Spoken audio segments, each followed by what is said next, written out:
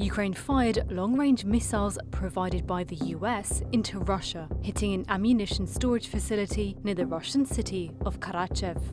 The attack, 75 miles from the border with Ukraine, is the first such assault to use long-range, NATO-made arms.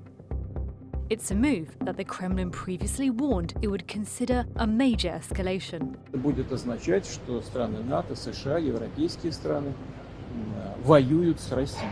The ammunition storage facility is one of hundreds of known Russian military assets that have just become targets for Kyiv. Here's what the use of Western arms on Russian territory means for the war and what could come next. Kyiv had been pleading for months for its allies to remove restrictions on using Western-made long-range weapons to strike inside Russia. In November, President Biden finally gave Ukraine the green light. In addition to ATACMS, Biden's move could open the door for other weapons like British-French cruise missiles, Storm Shadows or Scalp to be used. ATACMS are a surface-to-surface missile system fired from a mobile launcher vehicle.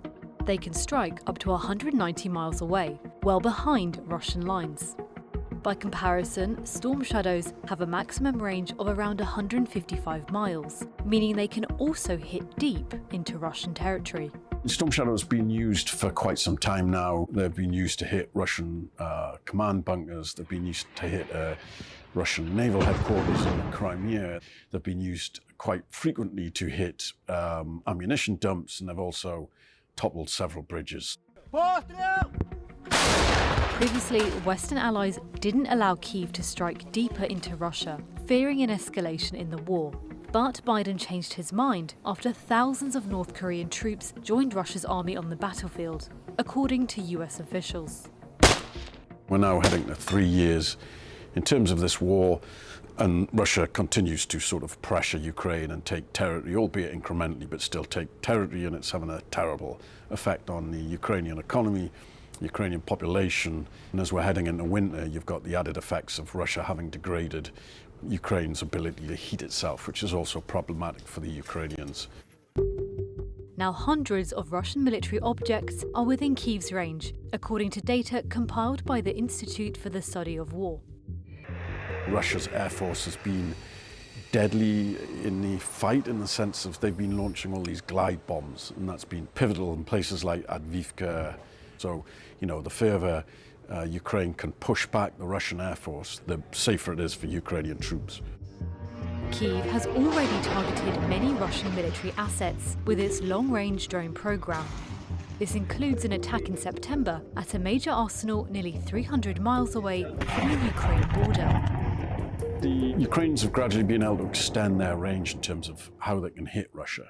And so Russia has had to gradually move its ammunition dumps, its command centers, its very valuable assets, its planes, its navy, effectively, from the range of various weapons.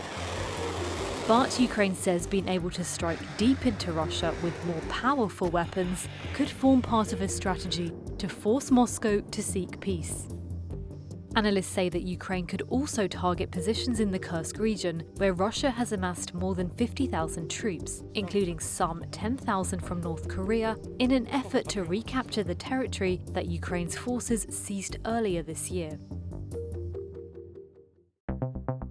The policy shift appears to be part of the Biden administration's push to give what it can to Ukraine before Donald Trump returns to the White House in January. Trump and his Vice President-elect J.D. Vance are expected to press for negotiations to end the conflict in Ukraine.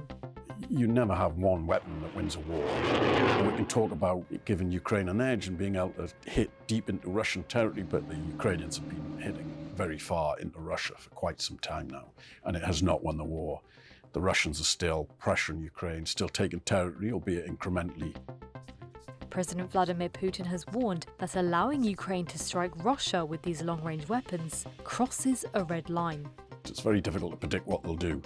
But however, the Kremlin has talked before of the West crossing red lines and not reacted when those red lines have crossed.